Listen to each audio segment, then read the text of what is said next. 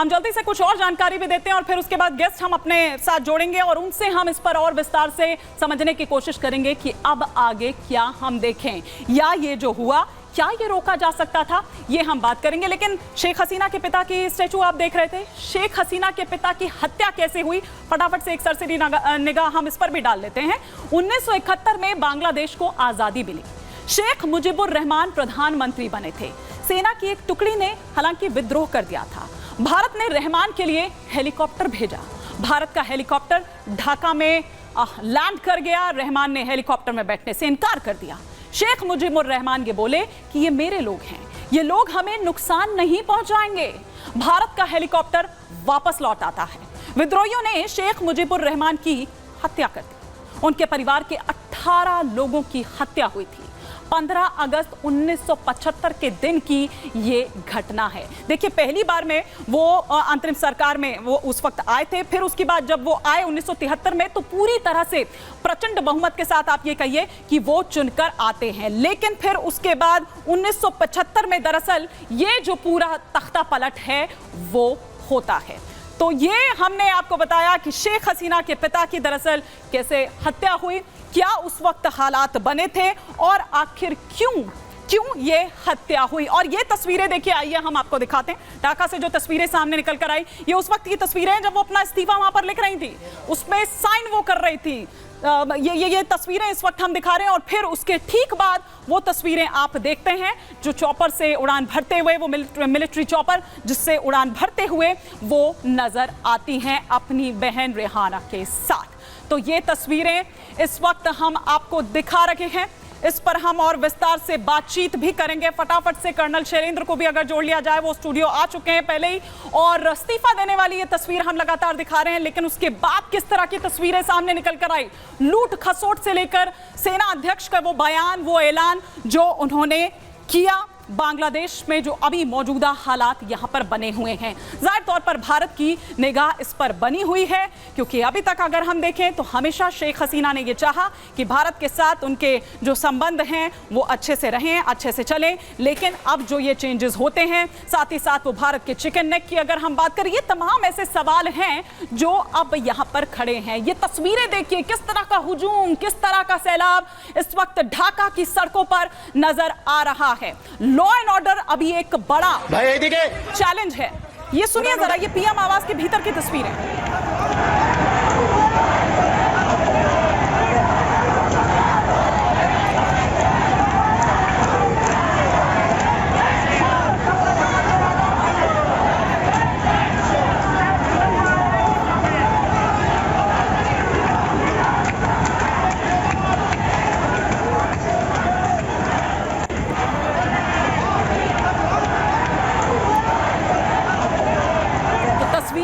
देखिए, और इस वक्त हमारे साथ इस पर और विस्तार से चर्चा के लिए कर्नल शैलेंद्र सिंह हमारे साथ यहाँ स्टूडियो में मौजूद हैं, और साथ ही साथ अमजद अयूब मिर्जा जी इस वक्त हमारे साथ जुड़े हुए हैं, एक्टिविस्ट हैं, पीओ के एक्टिविस्ट हैं, इस वक्त हमारे साथ जुड़े हुए हैं। लेकिन कर्नल शैलेंद्र, पहले तो एक क्विक रिएक्शन मैं आप लोगों से चाहूंगी, पहले आपसे कि ये जो स्थिति बनी हुई है ये क्या कह रही है?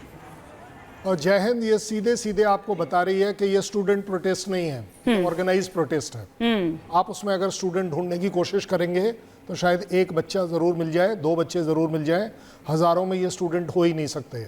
ये वेल ऑर्केस्ट्रेटेड प्लान है जो आप देखेंगे कि उनकी हसीना की जब से इलेक्शन से आगे की जो जर्नी है, इस चौथे इलेक्शन में वो उनका जीतना अपने आप में, और तब से लेकर अब तक के बीच में जो डेवलपमेंट्स हैं, अगर आप उनको सिलसिलेवार एनालाइज करें तो आप क्लैरिटी से कह पाएंगे कि ये अपने आप में प्रोटेस्ट नहीं है। I think Hasina should have realised it. उन्होंने कहा भी था कि इसमें पाकिस्तान का हाथ है, हम इन्वेस्टिगेट कर रहे हैं, ये कर रहे हैं, वो कर रहे हैं। सबसे बड़ी बात देखिए, प्रोटेस्ट हुआ, चलिए प्रोटेस्ट करना सबका हक बनता है डेमोक्रेसी में। जैसे आप इलेक्शन लड़कर आई हैं, ऐसे लोगों का प्रोटेस्ट भी हो सकता है क्योंकि आपने एक रिजर्वेशन पॉलिसी डाली जिसका लोगों को पसंद नहीं आया, कोई बड़ी बात नहीं है। तब पुलिस कहाँ गई, तब आर्मी कहाँ गई, रोक नहीं पाए। चलिए कोई बात नहीं, आप बता रहे थे 1,70,75,000 आदमी एक प्रोटेस्ट को नहीं रोक पाए, वो भी एक ऑर्गेनाइज आर्मी की तरह, कोई बात नहीं, उससे और आगे बढ़ जाते हैं। उसके बाद क्या हुआ, ये प्रोटेस्ट कल और ज्यादा खराब हो गया, 93-94 लोग मारे गए। तब पुलिस कहाँ थी, तब आर्मी कहां थी? आप कहना ये चाहते हैं कि ये आर्मी ने होने दिया है, मेरा कहने का मतलब ये है। इसको मैं बोल रहा हूं ऑर्गेनाइज्ड। ऑपोजिशन पार्टी वहां है ही नहीं इस समय, क्योंकि दे लॉस्ट सो मिजरेबली। सबसे बड़ी बात ये है, उससे आगे आ जाइए, 45 मिनट क्यों दिए जा रहे हैं? एक आपको वो प्राइम मिनिस्टर की सिक्योरिटी आप नहीं कर पा रहे हैं, ऐसा उनकी आर्मी का कहना है, इसलिए आप 45 मिनट में छोड़ आइए। आप उन्हें एड्रेस क्यों नहीं करने दे रहे 2 मिनट का? 46 मिनट या 47 हो जाएंगे तो बड़ी बात है, कोई बड़ी बात नहीं है।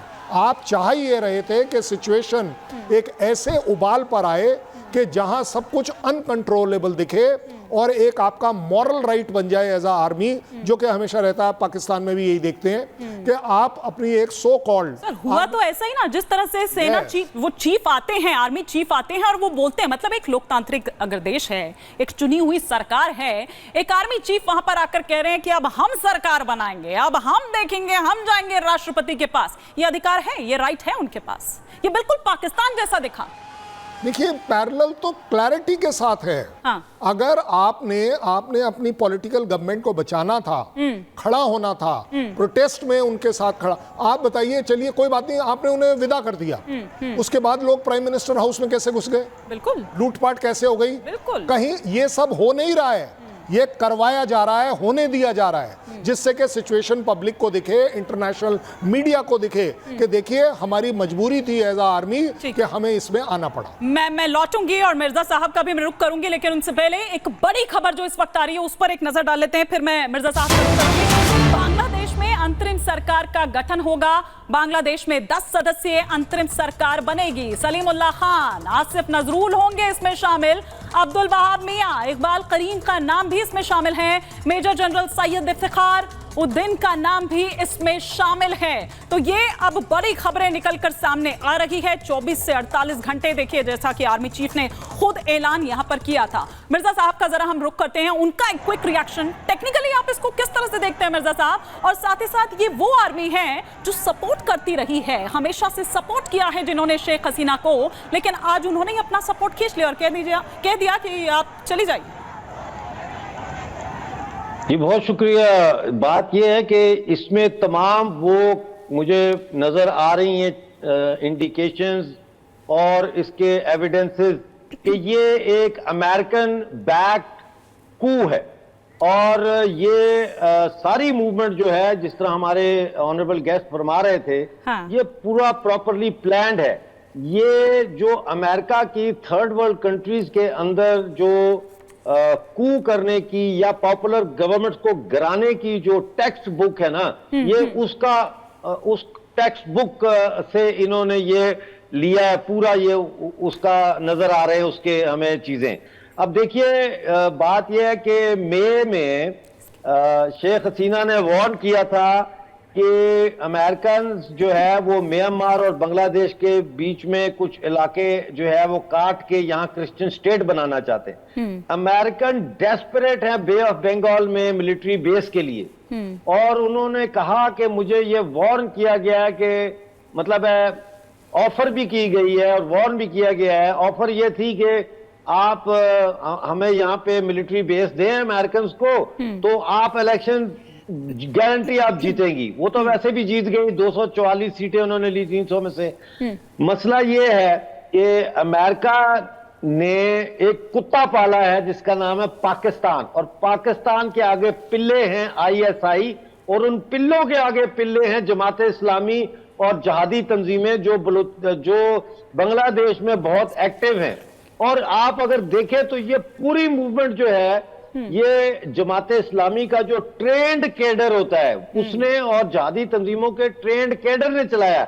ये वायलेंस जितना भी हुआ है, ठीक है, प्रदर्शन हुए हैं, वो अपनी जगह बात ठीक है, लेकिन इसके अंदर रिलीजियस इस्लामिक एक्सट्रीमिस्ट जो है उसका फुटप्रिंट है।